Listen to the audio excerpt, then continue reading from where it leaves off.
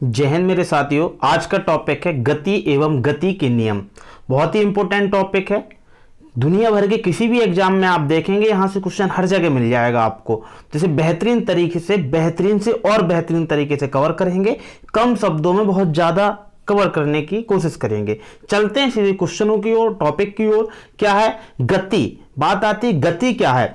किसी वस्तु की स्थिति में समय के साथ परिवर्तन होता है, उसे हम क्या कहते हैं? गति कहते हैं। भाई क्या है? मान लो कोई ये क्या है भाई वस्तु, इसमें समय के साथ परिवर्तन, अब यहां आ गई फिर ये यहां आ गई, तो समय के साथ में परिवर्तन हो रहा है, तो क्या कह देंगे भैया? क्या हो रहा है यहां पर? गति हो रही है। किसी वस्तु की स्थिति में समय के साथ परिवर्तन को गति कहते हैं। क्या हो जाएगा इसकी परिभाषा?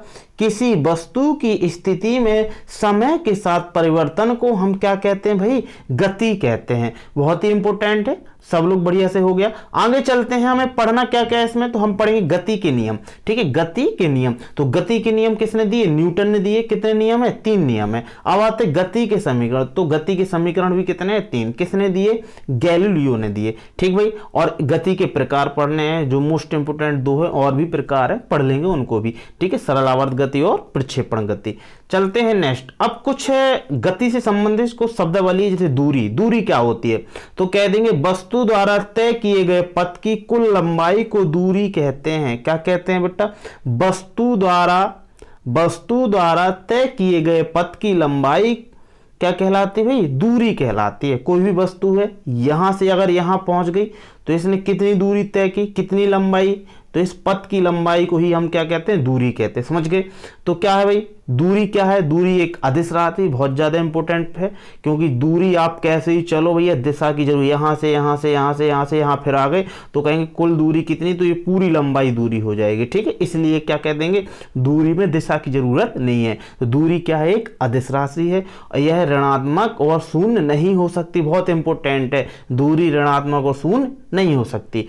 ठीक है, इसके अपोजिट क्या है आपका? विस्थापन। क्या भाई? विस्थापन। तो विस्थापन क्या है? सदिश राशि है। विस्थापन क्या है? एक दूरी अदिश, विस्थापन सदिश। दूरी शून्य, ऋणात्मक शून्य नहीं हो सकती, लेकिन विस्थापन शून्य भी हो सकता है, ऋणात्मक भी हो सकता है। ठीक भाई साहब, क्या कह देंगे? तो विस्थापन की परिभाषा क्या? प्रारंभिक व अंतिम बिंदु के बीच की न्यूनतम दूरी विस्थापन कहलाती है। क्या कहलाती है? विस्थापन कहलाती है भाई। ठीक है, तो प्रारंभिक एवं अंतिम बिंदु के बीच की न्यूनतम दूरी क्या कहलाती है? विस्थापन कहलाती है। जैसे कोई व्यक्ति ऐसे गया, ऐसे ऐसे ऐसे घूम के यहां आ गया, तो हम कहेंगे भाई विस्थापन कितना है? तो इतना क्या है, यहां से यहां तक विस्थापन, और दूरी ये पूरी ऊपर की दूरी हो जाएगी। ठीक, चलते हैं। जैसे एग्जाम्पल है, जैसे भाई आपको कोचिंग आना है, आपका घर यहाँ है, आप लोग घर क्या आए, घर से ऐसे आए और यहाँ से पार्क होते हुए कहाँ आ गए? कोचिंग आ गए। ठीक है भाई साहब, तो दूरी कितनी चली आपने? तो कहेंगे सर जी 3 ऐसे और 4 ऐसे, 4 3 7 किलोमीटर की दूरी चल ली। लेकिन विस्थापन एक शॉर्ट होता, शॉर्ट रास्ता। तो विस्थापन क्या है? कम से कम देखो, ये इन दोनों के बीच की दूरी कम से कम कितनी? तो कहेंगे 5। तो विस्थापन कितना हो जाएगा? 5 किलोमीटर, और दूरी कुल दूरी कितनी हो जाएगी? 7 किलोमीटर। समझ में आया? ठीक भाई। और समझ लो यहां से, जैसे आप रनिंग वगैरह करते हो, तो यहां से स्टार्ट किया और फिर से वापस में यहीं आ गए हम, तो हमने प्रारंभ यहीं से किया था, अंतिम यही बिंदु हो गया, और दूरी कितनी हो गई है? 20 किलोमीटर। तो सॉरी 20 किलोमीटर दूरी कितनी हो गई? 20 किलोमीटर। दूरी कितनी तय की? 20 किलोमीटर। बट विस्थापन कितना हो जाएगा? यहाँ विस्थापन शून्य हो जाएगा। क्यों शून्य हो जाएगा? क्योंकि भाई प्रारंभ में अंतिम बीच की दूरी क्या है बेटा? शून्य है। समझ गए? जैसे कोई व्यक्ति यहाँ से चलना प्रारंभ करता है, ठीक है, और ये भाई क्या होता है, ये ऐसे घूम के ऐसे घूम के ऐसे घूम के ऐसे घूम के ऐसे आ जाता है, तो विस्थापन कितना है? तो हम कह देंगे भाई इस साइड चला गया तो निगेटिव हो जाएगा। ठीक है, चलते हैं।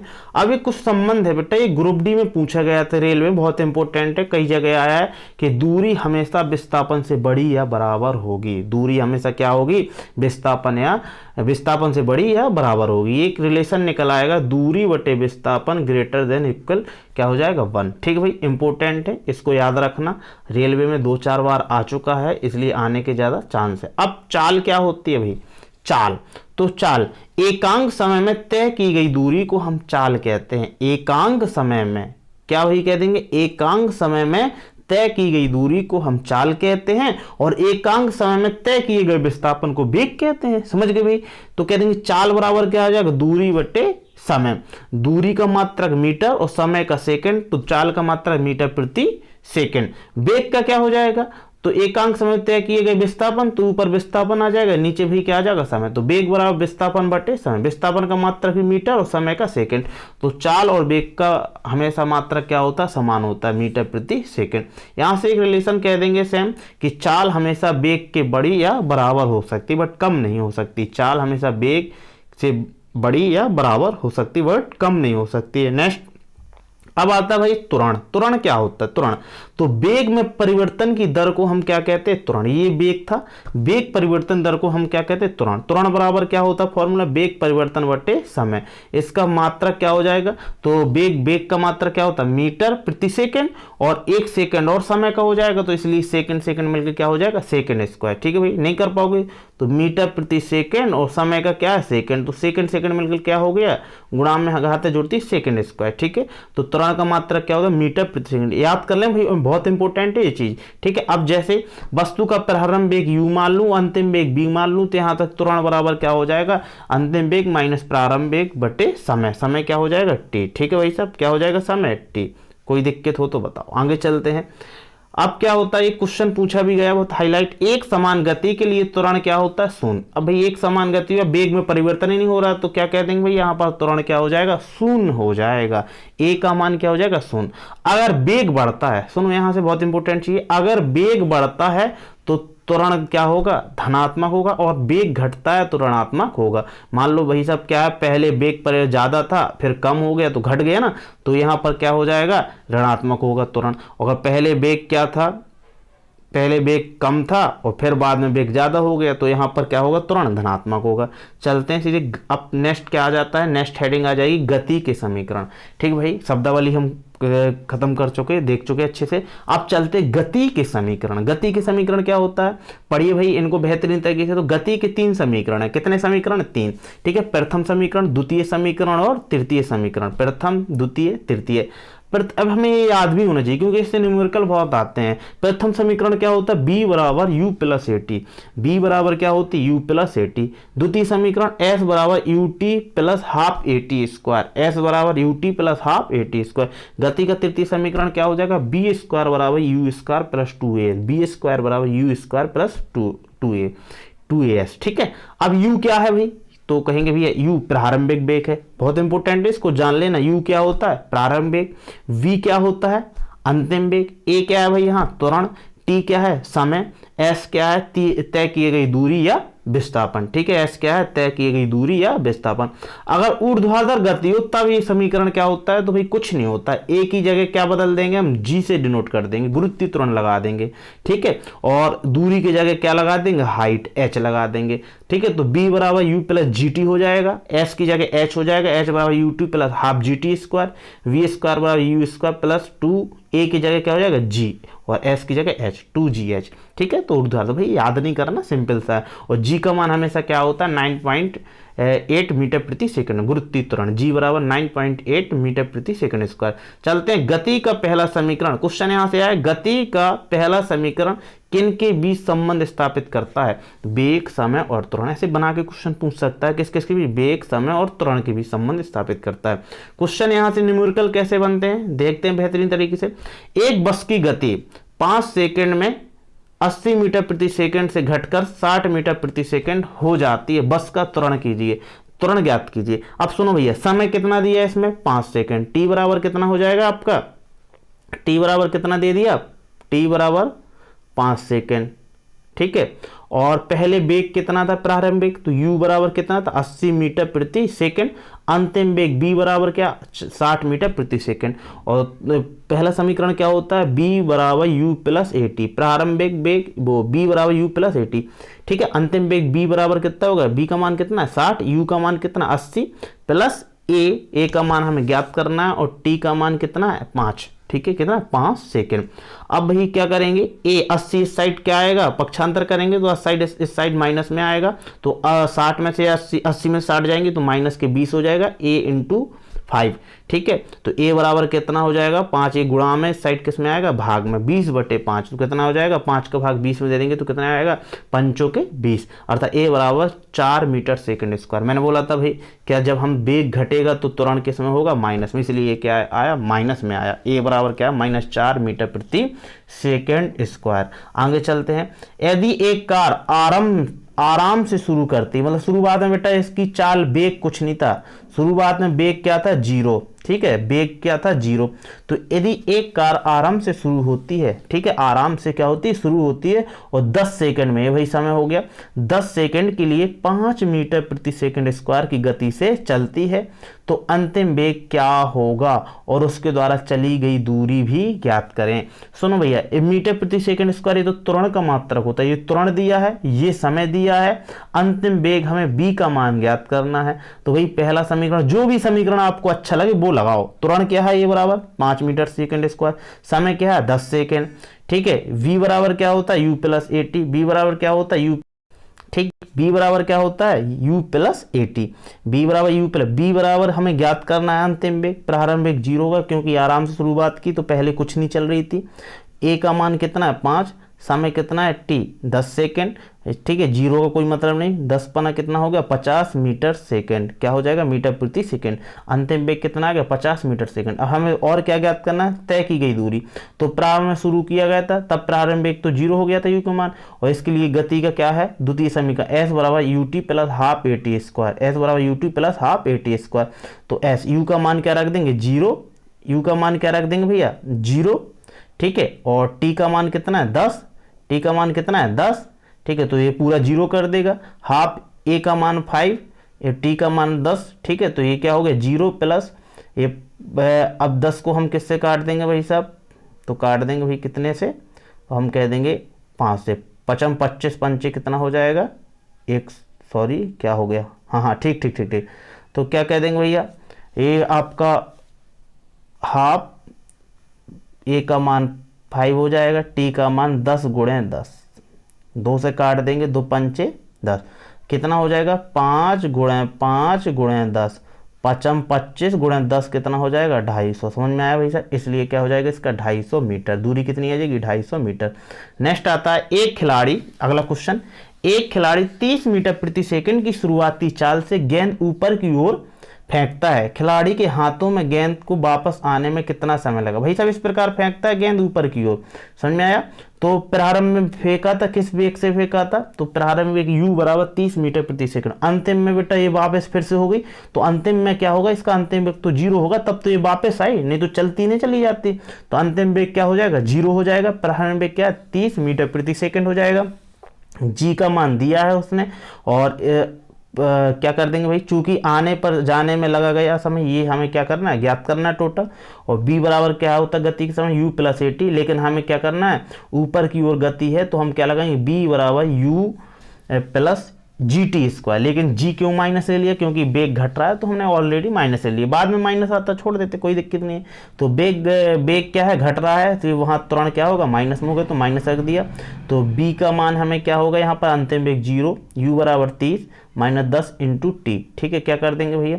अच्छा अरे भाई नहीं है क्या, b बराबर क्या होता है u + gt, यहाँ वेग घटे रहा है तो त्वरण क्या होगा माइनस में, तो यहाँ पर क्या लग जाएगा भाई सब माइनस लग जाएगा, क्या लग जाएगा माइनस।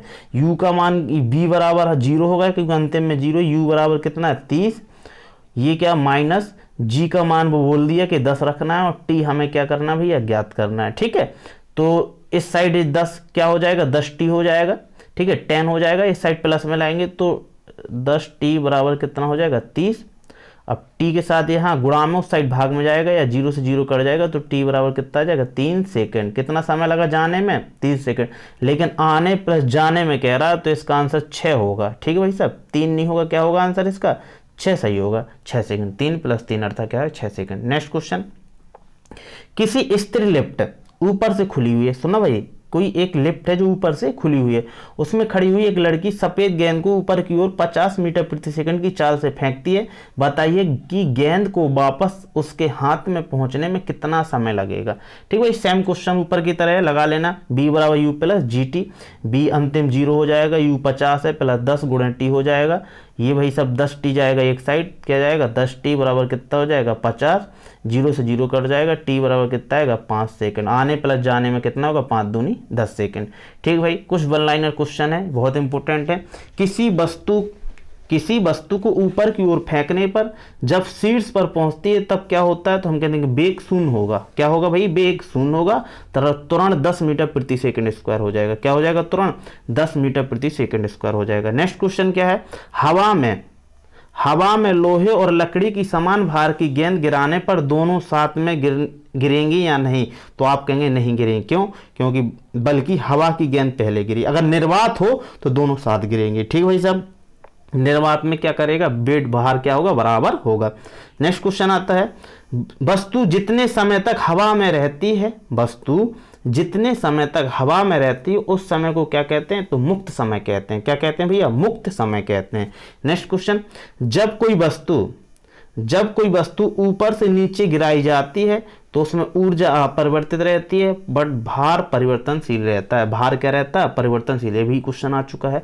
नेक्स्ट क्वेश्चन, जब लिफ्ट नीचे आती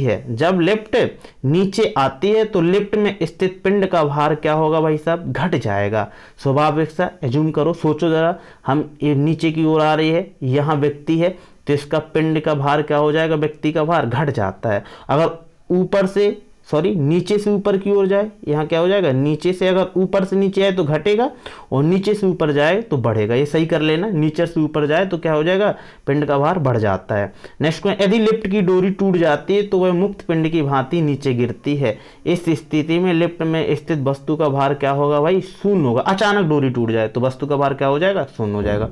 तीनों कॉन्सेप्ट हैं लिफ्ट वाले, कर लोगे भैया। चलते हैं नेक्स्ट क्वेश्चन की ओर। ठीक है, अब आता है गति के नियम। क्या आता है, गति के, ठीक है भाई, क्या कह देंगे, गति के नियम। तो गति के नियम क्या है, तो न्यूटन ने गति के 3 नियम दिए हैं। न्यूटन ने गति के कितने नियम दिए, 3। पहला नियम न्यूटन की गति का प्रथम नियम, जिसे जड़त्व का नियम भी कहते हैं, लॉ ऑफ इनर्शिया कहते हैं, बहुत ज़्यादा इंपॉर्टेंट है। न्यूटन की गति का द्वितीय नियम, संवेग संरक्षण नियम के नाम से भी जानते हैं। न्यूटन गति का तृतीय नियम, जिसे क्रिया प्रतिक्रिया के नियम से जानते हैं। इनको डिटेल से हम आगे पढ़ते हैं। चलते हैं पहले नियम के, गति का प्रथम नियम। बल की परिभाषा इसी नियम से मिलती है। बल की परिभाषा किसने दी, तो गति के प्रथम नियम ने। ठीक है, इसे ही जड़त्व का नियम भी कहते हैं। क्या है भाई नियम, कोई वस्तु स्थिर अवस्था में तो वह स्थिर अवस्था में रहने की कोशिश करेगी, और यदि गति अवस्था में तो वो गतिमान रहेगी जब तक कि उसमें कोई बाह्य बल ना लगाया जाए। जब कोई वस्तु स्थिर अवस्था में है तो वो स्थिर अवस्था में रहने की कोशिश करेगी, और यदि गतिमान अवस्था में तो गतिमान रहने की कोशिश करेगी जब तक उसमें कोई बाह्य बल ना लगाया जाए। देखो, बल ना लगाए, इसलिए इस नियम से हमें क्या मिला, बल की परिभाषा। ठीक है, कुछ एग्जाम्पल सीधे क्वेश्चन पेपर में मिलते हैं और आपको देखने के लिए मिलेगा, तो बढ़िया से पढ़ लेते हैं। घोड़े के एकाएक चल पड़ने से, अचानक चल पड़ने से सवारी पीछे की ओर क्या हो जाता है, पीछे की ओर धक्का लगता है। मान लो ये क्या है भाई, घोड़ा अचानक चल गए तो ये सवारी क्या होगा, पीछे की ओर। तो इसे क्या बोलते हैं, किस नियम पर यह आधारित है, तो हम गति के प्रथम नियम के कारण। किस कारण ऐसा होता है, गति के प्रथम नियम, जड़त्व के नियम के कारण। नेक्स्ट क्वेश्चन, ठहरी हुई गाड़ी या रेलगाड़ी के अचानक चल पड़ने से यात्री पीछे की ओर झुक जाता है। किस नियम के कारण, तो हम गति के प्रथम नियम के कारण। बस रोकने पर शरीर के आगे की ओर जाना, तो किस नियम का इशारा करती है, गति के प्रथम नियम का। पेड़ को हिलाने पर फल नीचे गिरना, किस नियम का उदाहरण है, गति के प्रथम नियम, जड़त्व के नियम का। ठीक भाई, कर लोगे, महत्वपूर्ण समझ लिया है तो अब कोई भी एग्जाम्पल आ सकता है, आपको आराम से बन जाएगा। नेक्स्ट है गति का द्वितीय नियम। क्या कह देंगे भैया, गति का सेकंड लॉ। ठीक है, तो द्वितीय नियम क्या है, ऐसे भाई संवेग परिवर्तन दर संवेग पर निर्भर करता है, अर्थात क्या कहते हैं, संवेग संरक्षण का नियम भी कहते हैं। अर्थात संवेग निर्भर करता है किस पर, द्रव्यमान व वेग दोनों पर। संवेग परिवर्तन की दर को बल कहते हैं। इस नियम के अनुसार क्या मिला है हमें, संवेग परिवर्तन की दर को क्या कहते हैं, बल कहते हैं। अर्थात F बराबर delta P upon delta T, और संवेग P बराबर होता है द्रव्यमान इंटू वेग। ठीक है, P बराबर क्या होता है, द्रव्यमान इंटू बी, और बल बराबर क्या हो जाएगा, M इंटू ए। F बराबर M इंटू ए। ठीक है भाई, F बराबर M इंटू ए। नेक्स्ट क्या है, जैसे इसका एग्जाम्पल, चलती हुई कार और रेलगाड़ी दोनों का वेग समान है, लेकिन संवेग सबसे ज़्यादा किसका होगा, तो भाई सब संवेग अर्थात किस पे, द्रव्यमान और वेग दोनों पर। वेग तो समान हो गया, केवल किस पर वर्क का, द्रव्यमान, और द्रव्यमान बेटा वेट किसका ज़्यादा है, रेलगाड़ी का, ठीक है, किसका, रेलगाड़ी को, तो संवेग भी किसका ज़्यादा होगा, रेलगाड़ी का। नेक्स्ट क्वेश्चन आता है गति का तृतीय नियम, गति का तृतीय नियम जिसे क्रिया प्रतिक्रिया के नियम के नाम से जानते हैं, क्या जानते हैं, क्रिया प्रतिक्रिया के नाम से। और इसमें बोला गया है गति के तृतीय नियम में रेखीय संवेग संरक्षण क्या होता है, हर जगह बराबर होता है। जैसे जल में तैरना क्या है भाई, ये गति के तृतीय नियम, क्योंकि आपने पानी को फोर्स लगाया तो पानी ने भी आपको फोर्स लगाया, जिस कारण आप क्या है उसकी जल पर सतह पर तैरते रहते हैं। तो क्या कहते हैं भैया, एक किसका नियम है, गति का तृतीय नियम। नाव का पीछे की ओर जाना किस नियम का उदाहरण है, गति के तृतीय नियम का। बंदूक से गोली दागने पर बंदूक का पीछे की ओर धक्का लगना किस नियम का उदाहरण, गति का तृतीय नियम का। चिड़िया का आकाश मुड़ना गति का तृतीय नियम। घर्षण बल भी किसका उदाहरण है, गति के तृतीय नियम का। और पक्षियों के उड़ने से रोकने की क्रिया क्या कहलाती, ब्रेलिंग कहलाती, ब्रेक से याद कर लेना, ब्रेलिंग कहलाती है, ठीक है। नेक्स्ट आता है गति के प्रकार, बहुत इंपॉर्टेंट है, पूछता है, सिंपल सा क्वेश्चन बना के दे देगा और गलती भी होती है बहुत जल्दी। तो गति के प्रकार, तो जब कोई गति बेटा कोई वस्तु सीधी रेखा में जाए तो उसे क्या बोलते हैं, सरल रेखीय गति कहते हैं। गति के प्रकार में क्या हो जाएगी, पहली सरल रेखीय गति। जब कोई भी वस्तु या पिंड या सीधी रेखा में जाता तो उसे क्या बोलते हैं, सरल रेखीय गति। अब जब कोई वृत्तीय गति करे, ठीक है, जैसे सूर्य की ओर चारों ओर पृथ्वी का चक्कर लगाना क्या है, वृत्त के रूप में ऐसे घूमना है, ऐसे ऐसे, ठीक है, तो इसे क्या बोलती है, वृत्तीय गति। घूर्णन गति क्या आती है, एक जगह स्थिर होकर बेटा क्या होना, इसको अपने आप में ऐसे घूमना, तो क्या होगा, घूर्णन। जैसे पंखा का घूमना, लट्टू का घूमना, ये क्या है, घूर्णन गति। दोलन गति क्या है, जिस प्रकार झूला वगैरह होता है ऐसे झूलता रहता है, ऐसे ऐसे ऐसे ऐसे, ऐसे बोलते हैं दोलन गति, ठीक है भाई सब, क्या बोलते हैं, दोलन गति। जैसे घड़ी का पेंडुलम ऐसे घूमता है ना। अब तक प्रक्षेपण गति, जैसे कभी गेंद को फेंके तो ऐसे फेंकने पर वो ऐसे बनती है, तो इस गति को प्रक्षेपण गति कहते हैं, क्या कहते हैं, प्रक्षेपण। अब आता आवर्त गति, जब एक निश्चित समय अंतराल में अपनी ही स्थिति को वो दोहराए, जैसे ये देखो वही सेम टू हो रहा है ना, सेम टू सेम, तो इस गति को क्या बोलते हैं, आवर्त गति कहते हैं, ठीक है भाई। गति की दिशा में एक क्वेश्चन है, गति की दिशा लगातार बदलती रहती है, किस गति में बदलती रहती है, तो वृत्ति। देखो क्यों, क्योंकि ऐसे है, अभी बेटा इस दिशा में जा रही है, फिर इस दिशा में जा रही है, फिर इस दिशा में जाएगी, फिर इस दिशा में जाएगी, फिर इस दिशा में जाएगी, मतलब दिशा बदल रही, तो कौन सी गति हो जाएगी, वृत्तीय गति। याद कर लोगे, बहुत ही इंपॉर्टेंट क्वेश्चन है सारे। आपका यहाँ पर ये टॉपिक गति वाला सब फिनिश हो गया, बढ़िया तरीके से आप लोग नोट बना लें। और भाई क्या करें, वीडियो को शेयर दोस्तों में जरूर अवश्य कर दें, ठीक है। मिलते हैं नेक्स्ट वीडियो में, सब्सक्राइब भी जरूर कर लें और सभी दोस्तों में भेज दें, ठीक है भाई। मिलते हैं नेक्स्ट वीडियो में। जय हिंद, जय भारत।